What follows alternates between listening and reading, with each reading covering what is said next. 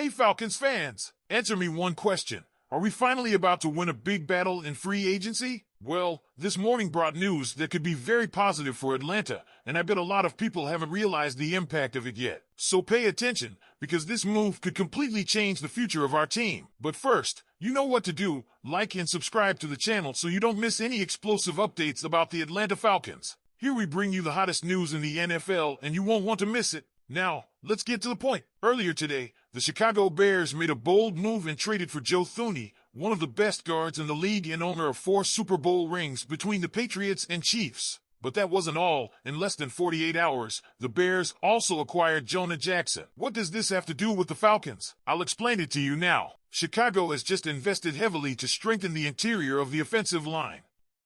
That means they may be out of the running for Drew Dalman, the Falcons center who is about to hit free agency.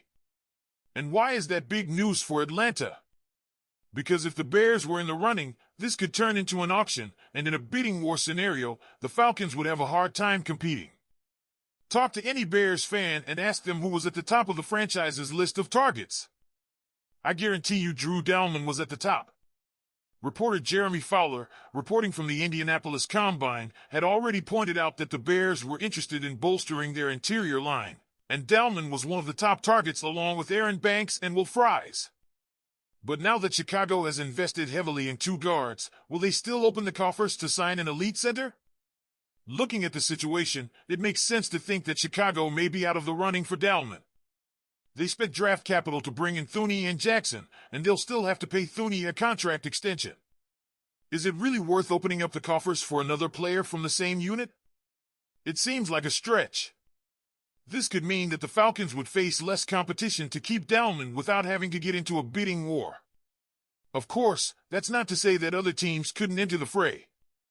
But let's be realistic. If free agency turns into an auction, Atlanta probably won't be able to compete. The team is already about $5 million over the salary cap, and while the Falcons value Dalman, they won't do anything crazy. The most likely scenario? Atlanta makes an offer between $13 and $15 million per year. If Dalman wants more than that, he could end up playing for another team. Now, tell me, Falcons fan, do you think Atlanta can keep Drew Dalman? Let me know in the comments with a yes or no. The first big question is, do the Falcons really want to pay the price to keep Dalman? He's an excellent center in the run game, and he's a true expert at opening up the field for running backs. However, when you look at his pass protection, he's not exactly one of the best in the NFL. He's far from bad, but he's also not the kind of player you can't afford to lose. That means Atlanta needs to make a smart decision here.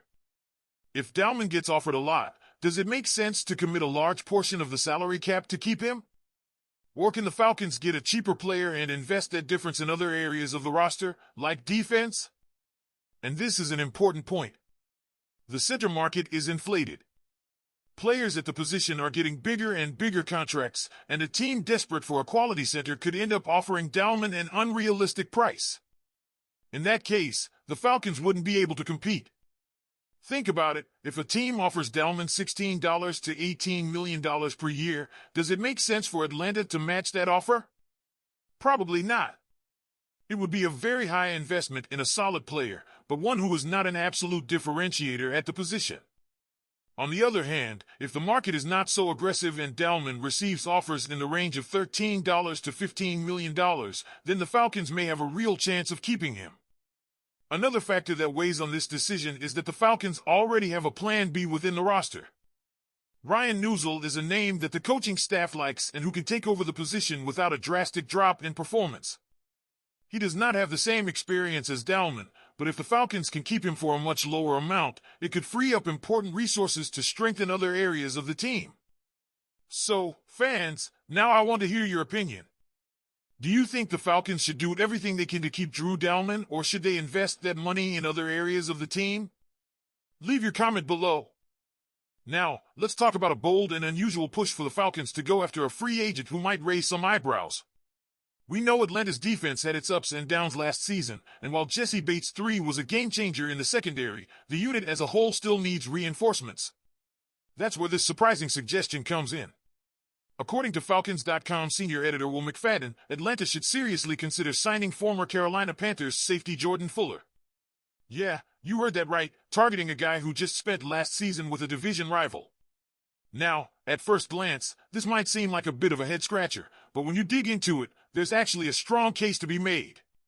Let's break it down. McFadden points out that Falcons head coach Raheem Morris is very familiar with Fuller.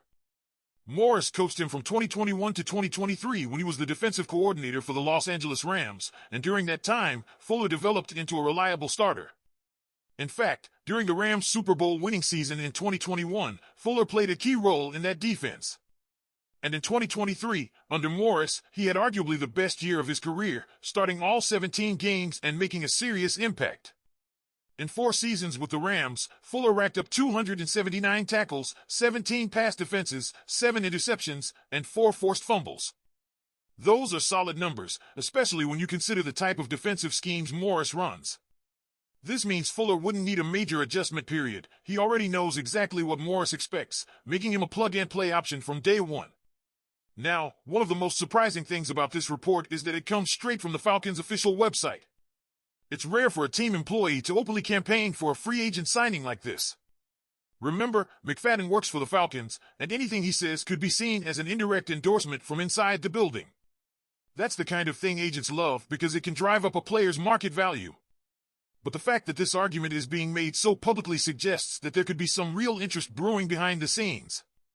So, what would Fuller bring to the Falcons? McFadden describes him as a safety who's comfortable in zone coverage and works best as the deep safety. That's a perfect complement to Bates, who is versatile enough to move around the field. Adding Fuller could give the Falcons one of the most complete safety tandems in the league. Of course, there are some concerns. According to Pro Football Focus, Fuller's best attributes last season were his tackling and run defense, while his coverage grades were less impressive. In fact, 2024 was statistically his worst season in coverage. But Next Gen Stats tells a different story. Fuller forced tight window throws on 26.2% of passes into his territory, the second highest rate among safeties in the NFL last year.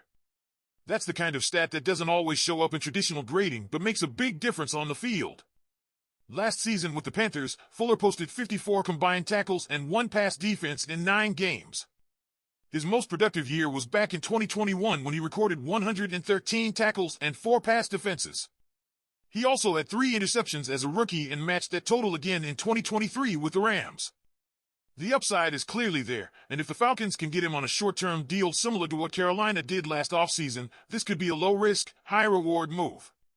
So now, the big question, should the Falcons pull the trigger on this? They need help in the secondary, and there's an obvious connection between Fuller and Morris. Plus, Atlanta could likely get him on a team-friendly contract. But is he the right fit, or should the Falcons aim for a bigger splash in free agency or the draft? I want to hear from you, Falcons fans. Do you think Jordan Fuller would be a smart signing, or would you rather see Atlanta go after a different name in free agency? Drop your thoughts in the comments, and let's get this conversation going. And remember, like this video and subscribe so you don't miss any breaking news as we gear up for a crucial offseason. Go Falcons!